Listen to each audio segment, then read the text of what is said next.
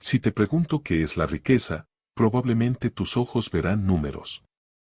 Millones en una cuenta, un motor de alta gama rugiendo en el garaje, el mapa de tickets de avión pegado a la pared.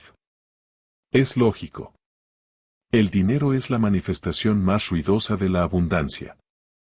Pero hoy, vamos a desmantelar esa ilusión. La verdadera riqueza no es un depósito en el banco, es un software que se ejecuta en tu cerebro. Su origen es invisible, silencioso y, para la mayoría, completamente ignorado. Es en tu mente, en esa oscuridad neural, donde se cocina la semilla de lo que después se traduce en oportunidades, prosperidad y, finalmente, dinero. El filósofo francés Michel de Montaigne lo sentenció con una verdad incómoda: la pobreza no consiste en tener poco, sino en desear infinitamente más. Esta frase es una bomba para la noción tradicional de pobreza. No se trata de la ausencia de billetes, sino de la incapacidad crónica de encontrar satisfacción, visión y acción con lo que ya se posee. Esa hambre desenfocada, esa ansiedad por la próxima adquisición, puede convertir a un hombre con millones en un esclavo de su propio deseo. La historia nos miente sobre el origen de las grandes fortunas. No nacieron en la comodidad, sino en la carencia brutal, la necesidad y, sobre todo, un deseo tan ardiente que quemaba los límites de la realidad. No es un cuento motivacional, es la ley de la manifestación. Viajemos al pasado, al hombre que apenas nadie recuerda, Edwin C. Barnes. No tenía ni un centavo. No tenía contactos. Ni siquiera había conocido a su ídolo, Thomas Edison. Su único activo era una convicción absoluta, un deseo tan quirúrgicamente preciso que no quería ser un empleado de Edison, quería ser su socio. Imagina la escena: un joven pobre, ropa gastada, viajando en tren de carga, presentándose ante el inventor más grande del mundo y diciendo: «He venido a hacer negocios con usted». La reacción fácil habría sido la burla. Pero Edison, un hombre de visión, percibió la claridad de propósito en sus ojos. No le dio la sociedad, le dio un trabajo humilde, limpiando pisos. Lo crucial es lo que vino después. Barnes aceptó ese trabajo con la mentalidad de un CEO. En su mente, ese no era un trabajo de limpieza, era el primer peldaño, la posición de observación perfecta. Cuando Edison creó una máquina que sus propios vendedores temían por imposible de comercializar, Barnes vio su Alaska. Apostó por lo que otros rechazaron. Lo vendió. Con un éxito rotundo. Y así, de la nada, Barnes obtuvo el contrato de distribución nacional. Pasó de pobre desconocido a socio de un gigante. El principio es implacable. La chispa en la mente, sostenida con una acción inteligente y persistente, se convierte en riqueza material. Si esto te está haciendo reflexionar sobre el verdadero origen de tu riqueza, suscríbete ahora. Estamos a punto de reconfigurar tu software mental. Quizás pienses: esa historia es antigua. Hoy el mundo es diferente. Y sí, las jugadas han cambiado, pero la actitud mental es la misma. La riqueza no se revela donde todos miran, sino donde todos se ríen. Pensemos en la historia que roza lo absurdo. William H. Seward, secretario de Estado en 1867, comprando Alaska a Rusia por $7.2 millones. La prensa lo destrozó. Lo llamaron la locura de Seward, el campo de hielo. Gasta millones en un páramo congelado. La burla fue nacional. Décadas después, ese hielo inútil reveló oro, petróleo, gas, madera. Se convirtió en una de las transacciones más rentables de la historia. ¿Qué une a Barnes, el soñador pobre, y a Seward, el político poderoso? Ambos vieron valor donde otros solo veían ruina o ridiculez. Barnes apostó por una máquina imposible de vender. Seward apostó por un terreno que todos llamaban basura. El secreto no fue suerte, fue la capacidad de mirar más allá de lo inmediato y sostener una posibilidad invisible para el resto del mundo. Aquí está la primera lección de la mentalidad de oro: La riqueza comienza en lo invisible, en lo que se imagina, se cree y se sostiene con firmeza, incluso a solas. Si solo te fijas en lo que ya está probado y aplaudido, serás uno más en la multitud. Pregúntate, ¿qué idea tienes en tu vida que todos considerarían una locura o un desperdicio de tiempo? ¿Qué proyecto personal descartaste porque nadie lo tomaría en serio? Puede que allí, justo donde la gente se burla, esté tu Alaska. Tu oportunidad oculta está esperando a que alguien con la determinación de Barnes y la visión de Sebart se atreva a darle valor. Porque al final, los ricos no saben algo que tú ignoras, se atreven a actuar sobre lo que otros ven como una estupidez. El mundo se reirá al principio, pero el tiempo siempre termina inclinándose ante el audaz que pensó diferente. La diferencia radical entre quien alcanza la riqueza y quien permanece en la escasez no es el recurso material, sino la calidad de su pensamiento. Tu mente es, literalmente, el primer activo de cualquier fortuna. El filósofo James Cars habló de juegos finitos y juegos infinitos. Mentalidad pobre, ve el dinero como un marcador que se gana, se acumula, se gasta y se muestra. Su visión es corta, orientada a una victoria inmediata. Mentalidad rica, piensa, ¿cómo hago que mi dinero, mis sistemas y mis conocimientos sigan generando oportunidades y se mantengan en marcha indefinidamente? La riqueza, para ellos, no es un trofeo, es un sistema vivo que se autoalimenta. El rico busca permanecer en el juego, expandirlo. El pobre se conforma con una victoria fugaz que lo deja agotado. La frontera es el horizonte de tu pensamiento. El que piensa en corto plazo busca dinero para el fin de semana o el próximo mes. El que piensa en largo plazo busca activos, estructuras y sistemas que lo mantengan en el juego durante décadas, incluso para la próxima generación. Pero aquí entra en juego una trampa fascinante, la paradoja de Jevons. En el siglo XIX, se notó que cuando la tecnología se hacía más eficiente para usar carbón, el consumo total de carbón aumentaba, no disminuía. La eficiencia disparaba la demanda. Aplicada al dinero, mucha gente cree que si gana más, automáticamente ahorrará más. Falso. En la práctica, a medida que los ingresos aumentan, los gastos escalan. Casa más grande, coche más caro, más lujos. El círculo vicioso de cuanto más tengo, más gasto atrapa a millonarios y asalariados por igual. Tu vida rica puede convertirse en una jaula más lujosa, pero igualmente restrictiva, si tu mentalidad no está entrenada. La mentalidad de oro no aprovecha el salto de ingresos para inflar su estilo de vida, sino para crear activos que lo mantengan en el juego a largo plazo. La paradoja de Jevons es un recordatorio brutal. La eficiencia económica no sirve de nada si no viene acompañada de una visión mental sólida.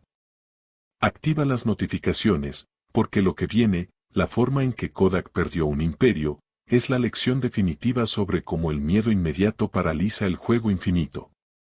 No querrás perderte esto. Hablemos de Kodak. La empresa que dominó la fotografía durante el siglo XX. En 1975, un ingeniero de Kodak inventó la primera cámara digital. Ellos tuvieron el futuro en sus manos. ¿Qué hicieron? La escondieron. Su miedo era tan grande que creyeron que esa innovación destruiría su negocio principal, la venta de carretes. Apostar por lo digital era, en su lógica, un suicidio. El resultado es historia. Décadas después, otras compañías se lanzaron al mercado digital, el carrete desapareció y Kodak, con todo su talento y recursos, quebró. Este es el ejemplo más doloroso de cómo la mentalidad dicta el destino. Una empresa multimillonaria se dejó paralizar por el miedo a perder una ventaja momentánea. En lugar de pensar como un jugador infinito, adaptándose y liderando el cambio, jugaron un juego finito, protegiendo sus carretes obsoletos. El miedo a perder les hizo perderlo todo. ¿Cuántas veces has sido Kodak en tu propia vida? ¿Cuántas ideas descartaste por parecer demasiado arriesgadas? ¿Cuántos proyectos personales enterraste porque amenazaban tu comodidad inmediata o el poco dinero que ya tienes? La mente rica entiende que todo recurso material es secundario frente a la capacidad de pensar en grande y a largo plazo. El dinero se pierde. La mente que piensa como un jugador infinito siempre encontrará la manera de reinventarse, de volver a crear valor, porque su activo supremo está intacto. Tu reto es claro, estás jugando un juego finito, ganar un poco, mostrarlo y agotarte, o un juego infinito, crecer, expandirte y mantenerte en el proceso. Domina tu mente, o tus ingresos siempre irán por delante de ti, dejándote atrapado en la carrera de la rata. La verdadera riqueza exige un precio que rara vez se paga con dinero, el coraje de pensar distinto, de chocar contra el consenso, la burla y la incomprensión. El pensador Nassim Taleb lo definió con una contundencia brutal: la riqueza es lo que te protege del mundo cuando todas las estructuras caen. No es solo el dinero, es un escudo de resistencia. Y ese escudo lo construyen quienes se atreven a imaginar estructuras nuevas, aunque parezcan absurdas a primera vista. Pensemos en Walt Disney. En los años 50, su idea de un parque temático gigante, Disneyland, fue rechazada por docenas de inversores. Para ellos, era un delirio infantil, una locura. Los banqueros le cerraron la puerta porque su visión no era un parque más, era un universo de experiencias mágicas.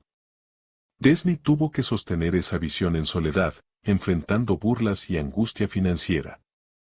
Su riqueza no nació del consenso. Nació de su capacidad de creer en lo imposible y, al final, la locura revolucionó el entretenimiento global.